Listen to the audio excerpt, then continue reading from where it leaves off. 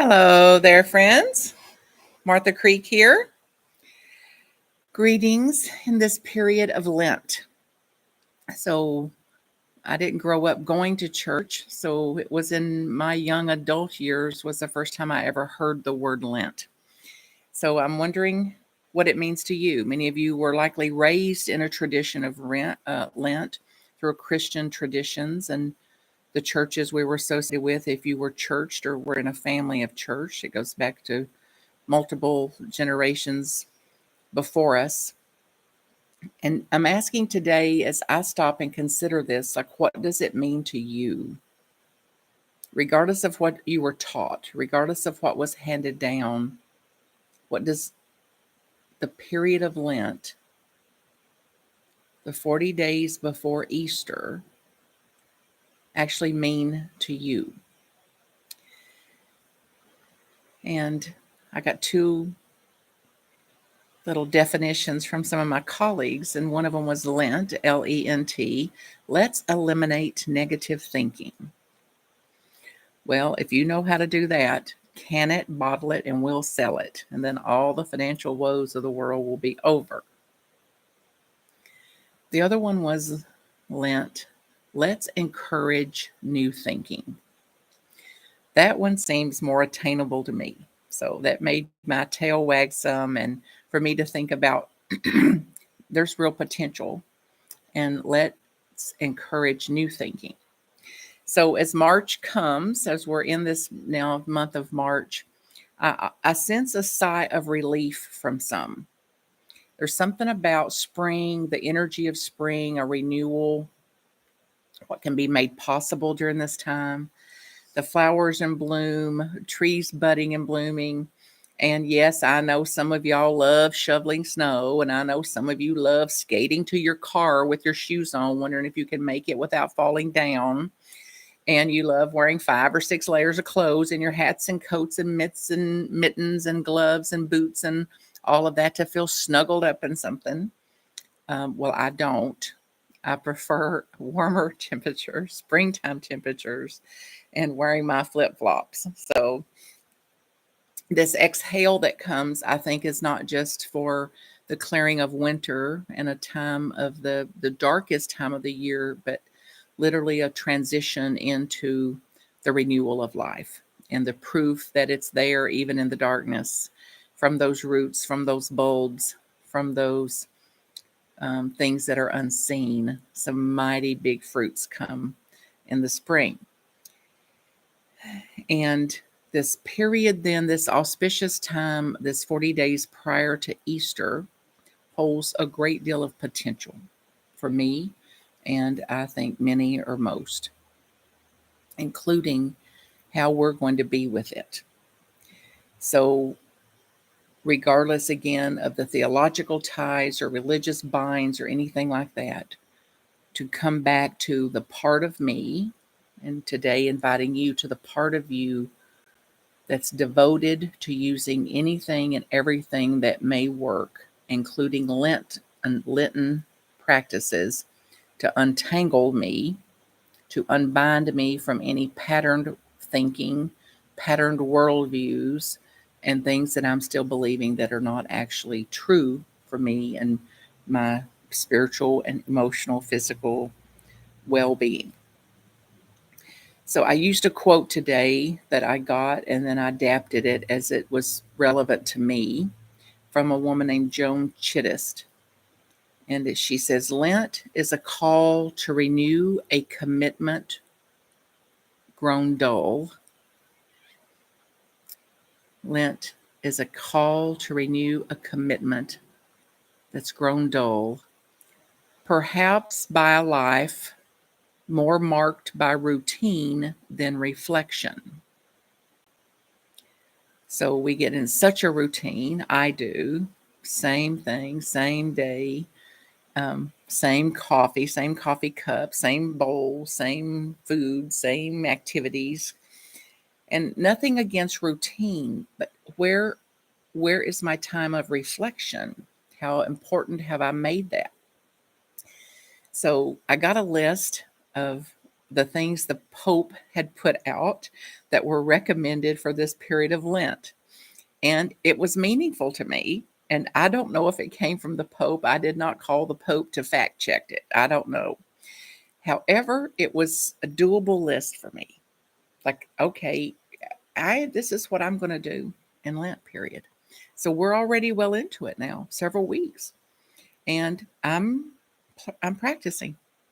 And whether you are, whatever week we're in, whatever your relationship to Lent is, I believe this is applicable for all human beings. So I'm bringing it forth today for my own edification and for my own application and realizations, and to encourage you and hopefully to inspire you to do something for your own well-being.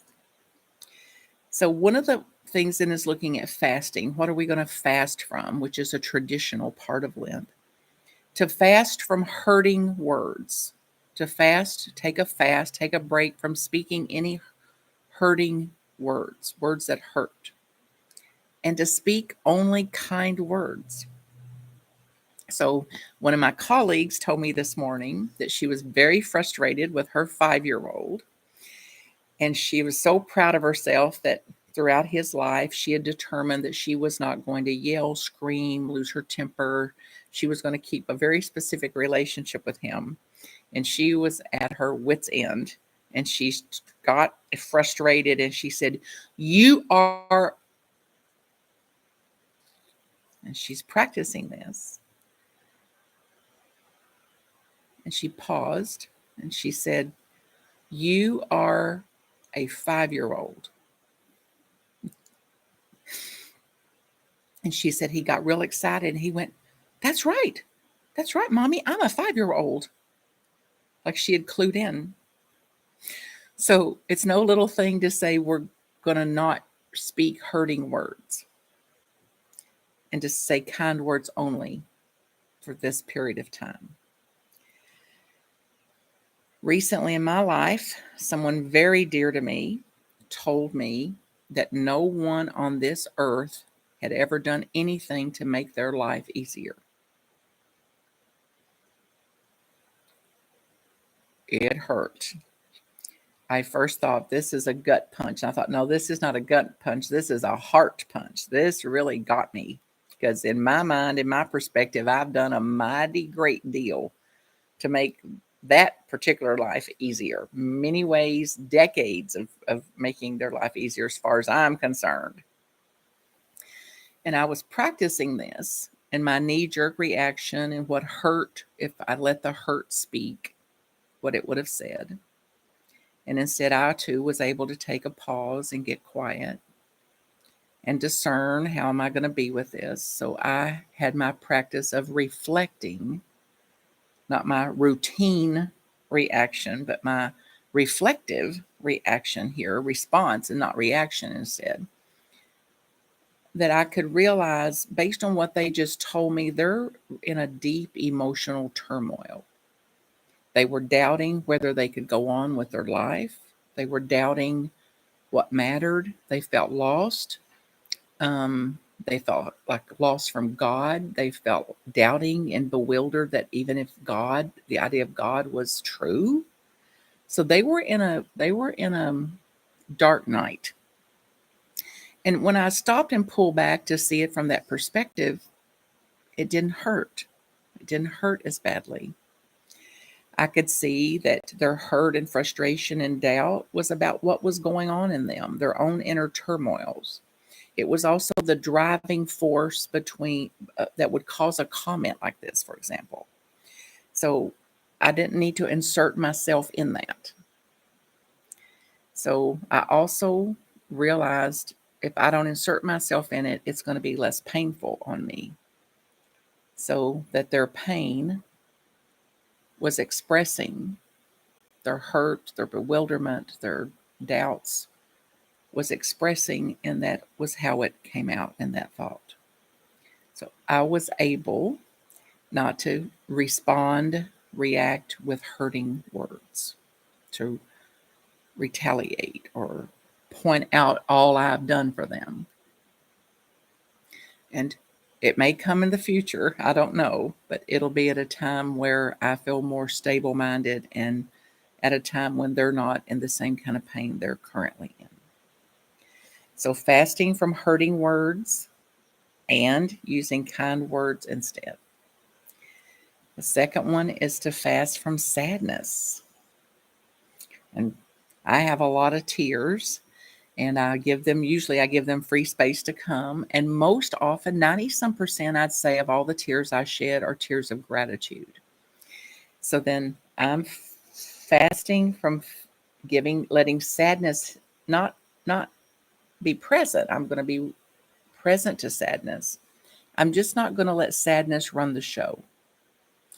So focusing from letting sadness run the show and speaking words of gratitude as a balance, an antidote of that. So it could be somebody didn't include me in their party, and I feel sad about that.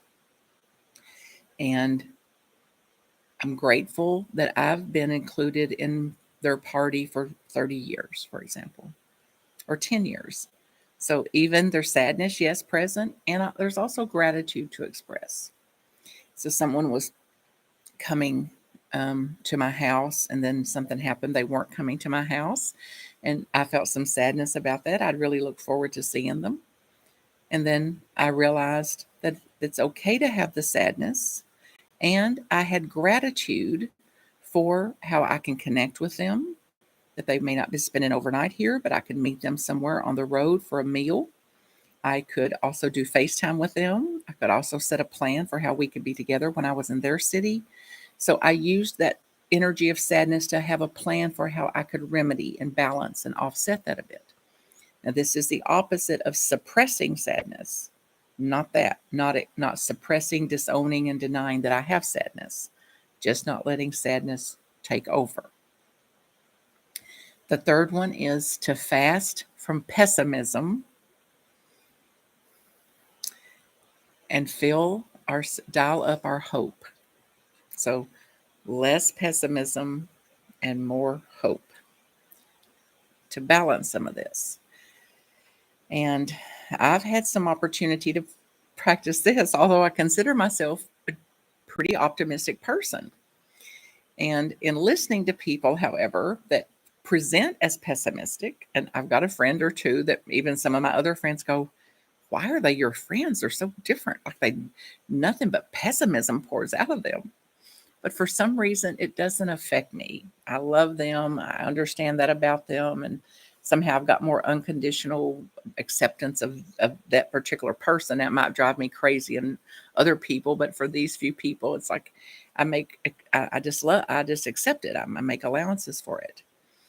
And I heard her say something exciting was coming up. And then she said, and it probably won't work out at all.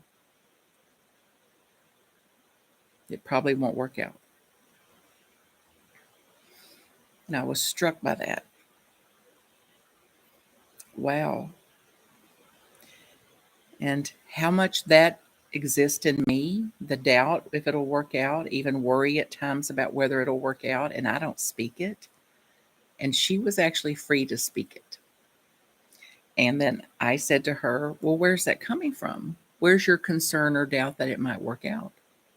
And she had a long list of the ways it could possible that it wouldn't work out. So she had a lot of proof. And she was also able and willing to say, and it might. It's also possible that it will work out. And it's a little harder sometimes to find the proof for that. So for me, it takes a crowbar on that end of my mind, on that polarity of my mind to see it's true. It may not work out the way I had in mind. It's true that it may not go the way I planned. It's also possible that it will. And how I can keep some balance in the mind and to live in more of a center of that instead of an extreme polarity of it won't work out. It never works out. Ain't it awful? Ain't it awful? The next one is to fast from complaining. And the antidote that was offered from this little thing I received that claimed it came from the Pope was to do less complaining and dial up how to get more simple. And it seems like two very different things to me. And then as I was looking at it in reflection, I was struck by the power and the potential of this simplicity that can be applied in every situation. So if I'm not complaining, it's going to be a much more simple life for me. To fast from giving an opinion on anything, to fast from giving an opinion, complaining, making something awful, wrong, bad. And the simplicity of that delights me, of how much more simple my life could be, how much more simple my relationships could be, how much more simple my emotional field and processing would be if I simply eliminate this complaining. So I'm on to it. Come on in. The water's fine. That means then it's also a life work. So just stopping complaining or just reducing complaining is its own miracle, I believe, an Easter miracle, springtime miracle. And it's a life work. And I know it includes for me, just because I'm fasting from complaining doesn't mean anybody else is. So swing wide the door for others to complain and stop mine. And particularly for us high righteous spiritual types, we're often complaining about their complaining, judging how judgmental they are. So, oh, back to me I go. The next one is to fast from pressures and increase prayerfulness, prayers, time of prayer, prayerful, be more prayerful. We live under a great deal of pressure, all matters of things, emotional, physical, financial, losses, changes. And I know that even as I speak that, I can't even glimpse the depth of the human suffering that exists in people, in our world, in our hearts, in our minds, in our relationships, in our homes and families and bodies. So I work daily in devotion, with devotion and sincerity, to do what I can, to change what I can, and to be very mindful and intentional that I don't take on pressures that I can't do anything about. So either if I'm going to take on a pressure from it, if I'm going to put myself under pressure about it, I've got to do something about it. So to change what I can, to accept what I cannot, and to keep myself in less pressure about things that I don't have any control of. And people often ask me, for some reason over the years, people, because of what I was speaking or teaching or something, thought I didn't pray anymore, that I was against prayer in some way. And it's absolutely not true. I do pray. I pray for myself. I pray with myself. I pray out loud. I pray silently. I pray in motion. I pray in writing. I pray with people, for people. And I feel better when I pray. Praying relieves pressure. So who knows what works? What if it does? So less pressure, more prayer. And every pressure I have loses some of its power over me when I pray. And it seems to be true for other people too. So there's known reasons to pray. The next one is to fast from selfishness, less selfishness, and more compassion to others, including more compassion with myself. So I've been afraid of being seen as selfish my whole life. Since my earliest memories, I did not want to be a selfish person. I did not want to be seen as a selfish person. So I've had such resistance to this and judgment around it. And therefore, I also have judgments from onto others, because I displace my own self-judgments onto others. And oh, by the way, so do you. I also know that selfishness is not in alignment with my true self, my essence, that I'm more naturally selfless, able to understand how what I'm doing and thinking is affecting others. And I'm not, when I'm not compassionate with myself and including myself in my compassion, I know that I won't be as compassionate with other people. So compassion includes self, starts with self, and it's highly, highly irresponsible for me not to include myself in my practices of compassion. Compassion is more of a natural state of our essence, our mind, our sane mind, our balanced mind, than we can sometimes even navigate. There's also a known, likely got a medical code for it, something called compassion fatigue, to watch out for some of us that are wired to be helpers. Helpers wanting to change the world, wanting to bring about a different world. Um, Social workers, teachers, preachers, mothers, fathers, grandmothers, the roles that we're in to help. So it's important to not exhaust ourselves through an undiscerned compassion, a compassion that accepts what we cannot change, for example. The next one is to fast from grudges and dial up reconciliation. Now, this one's the one that got me so far because I was surprised. I'm full of pride, the problematic kind of pride, by the way, about how I don't hold grudges. And I'm just shocked that other people do. Without reflecting, a time of reflection, however, that I'm in now in this Lent period to reflect to see not do I hold grudges? Yes, of course. Where am I holding grudges? What grudges am I holding? Who am I holding grudges with? This is reflection. This is contemplation. This is self-realization. This is devotion to say, of course I'm doing this. Where am I doing this? And unconsciously, of course.